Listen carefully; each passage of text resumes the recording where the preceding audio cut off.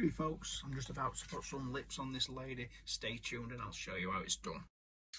So as always, I'm going to start off with the dark values. I like to, whenever I'm doing an eye or a nose, I try and get the shape in first, which I've already got. I've got the shape of the lips in first.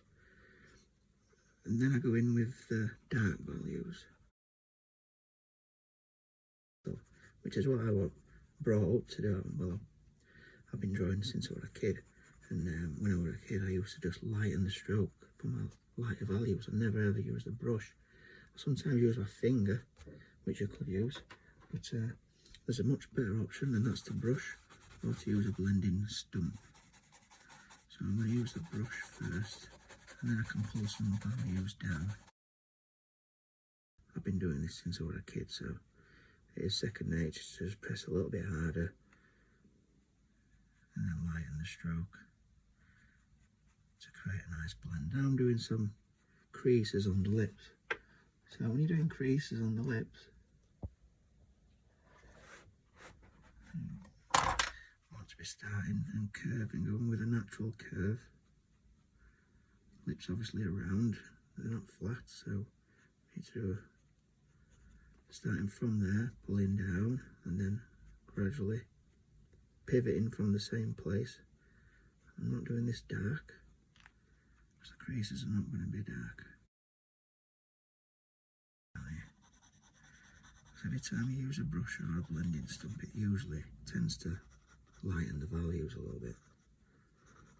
So you do need to put them back in. Now I'm going to put some shadow line underneath these lips. And the chin's going to be round about there.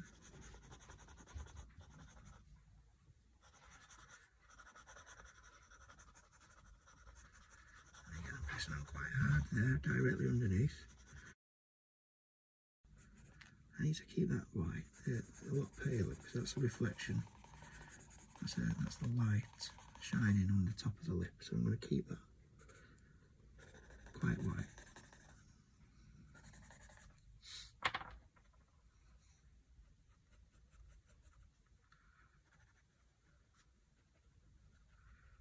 And same across there.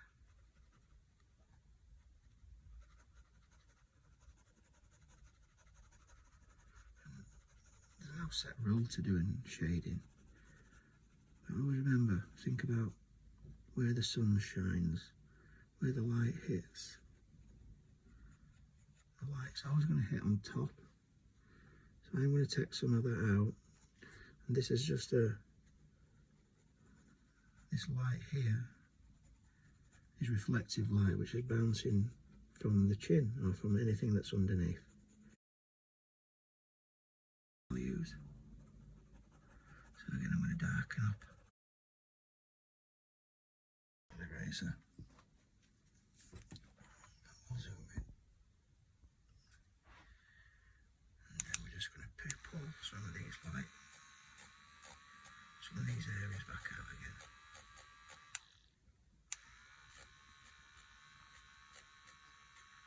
Which is my favourite part, definitely. It just starts to look as it should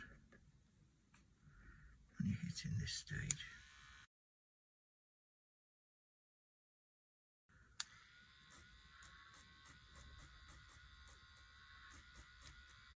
Have darkening and lightening until you're happy with it. Can't get my putty eraser out. I need to just lighten that up a little bit. So putty erasers, you can form them into whatever shape that you need, and they're brilliant, really good. I've got used to using charcoal now. I don't think I'll ever use graphite again.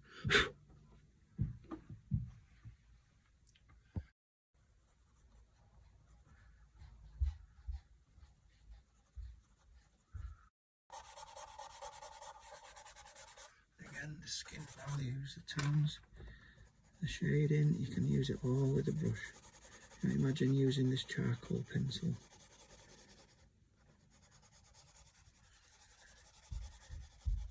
For the skin values, you just, if they're much too dark,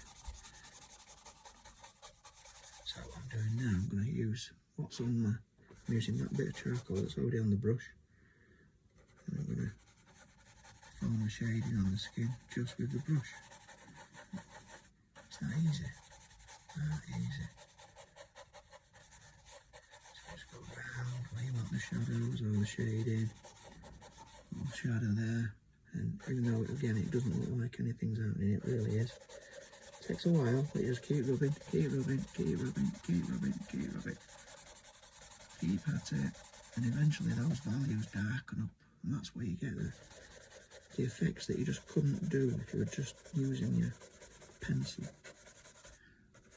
And again, you could make this dark around here, around the eye, to make it mega dark near the hairline, so it looks like the hair's creating shadow. Just keep rubbing, and eventually those values start to poke through. And you get a lovely blend on here, that looks great.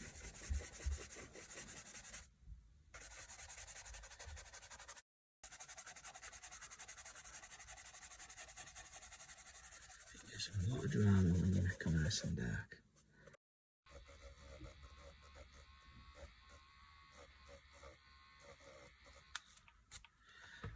Oh, I've got shiny hair.